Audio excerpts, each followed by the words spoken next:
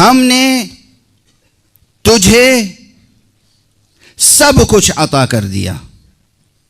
انا اعطیناک الکوثر. الکوثر خود کلمہ الکوثر کا کوئی اور ترجمہ ممکن نہیں ہے. اور جب آپ لفظ الکوثر کہتے ہیں تو کسی خاص صفت کا رنگ ابھر کے سامنے نہیں آتا. توجہ رکھیے گا. 2 کلمات عرض کر رہا ہوں، بس توجہ رکھیے گا. حق سبحانہ و تعالیٰ کا جو نام ہے اسم ذات کہا جاتا ہے اسے، وہ کیا ہے؟ اللہ. اس کے علاوہ اللہ کے بہت سے اور نام ہیں. الرحمن، الرحیم، الکریم، الرؤوف، الودود، الرزاق، بہت سے نام ہیں نا. ایک فہرست 99 ناموں کی ہے، ایک فہرست 1000 ناموں کی ہے، ایک فہرست 1001 ناموں کی ہے، ایک فہرست 4000 ناموں کی ہے. اللہ کے نام بہت ہیں. ہر نام میں کسی خاص صفت کا رنگ جھلکتا ہے. توجہ رکھیے گا عزیزان کرام. لیکن جب لفظ اللہ کہتے ہیں تو اس میں وہ تمام صفات اس طرح جذب ہو گئے ہیں کہ کسی ایک صفت کا رنگ ابھر کے سامنے نہیں آتا. جب اللہ کہتے ہیں تو کیا رحیم کے معنی سامنے آتے ہیں؟ جب اللہ کہتے ہیں تو کیا رازق کے معنی سامنے آتے ہیں؟ جب اللہ کہتے ہیں تو کیا رؤوف کے معنی ابھر کے سامنے آتے ہیں؟ نہیں. جتنے بھی اسماء و صفات ہیں حق سبحانہ و تعالیٰ کے، سب جذب ہو گئے ہیں اس ایک کلمے میں، اور اس طرح جذب ہو گئے ہیں کہ کسی ایک صفت کا رنگ ابھر کے سامنے نہیں آتا. اللہ کہا، تمام صفات، تمام اسماء اس میں پوشیدہ ہیں، مگر کسی ایک اسم کا رنگ ابھر کے سامنے نہیں آتا. یعنی یہاں اندازہ ہوتا ہے کہ چونکہ ہر صفت حق، ذات حق میں ہر صفت کمال اپنے انتہائی کمال پر موجود ہے، تو ایک صفت دوسرے صفت پر غلبہ نہیں پا رہی ہے. یہاں پر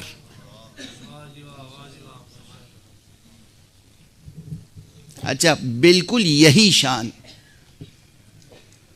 اسم مبارک محمد کی ہے صلی اللہ علیہ وسلم.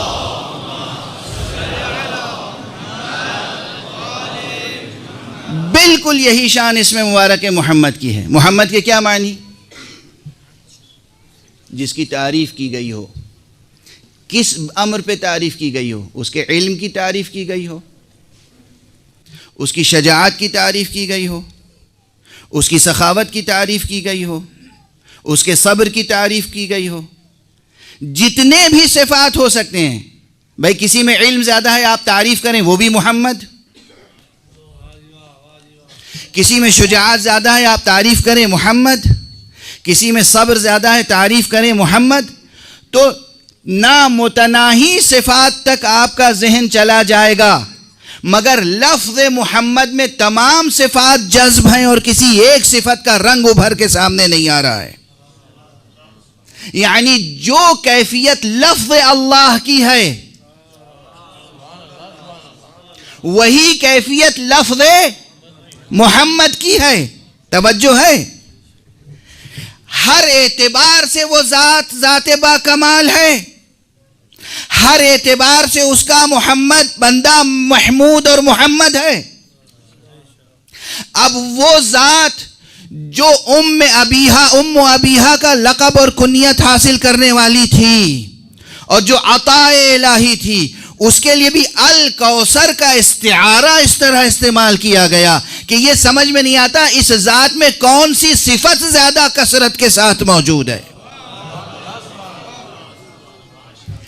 اس عطا الہی میں علم کی کثرت ہے یا کرم کی کثرت ہے یا رحم کی کثرت ہے یا صبر کی کثرت ہے، شجاعت کی کثرت ہے، کس امر کے لحاظ سے کثرت ہے آپ تحدید نہیں کر سکتے، تعیین نہیں کر سکتے. یہ تحدید نہ کر پانا، تعیین نہ کر پانا، یہ وہی کیفیت ہے جو کلمہ اللہ میں ہے، وہی کیفیت ہے جو کلمہ محمد میں ہے، وہی کیفیت ہے جو کلمہ الکوثر میں ہے.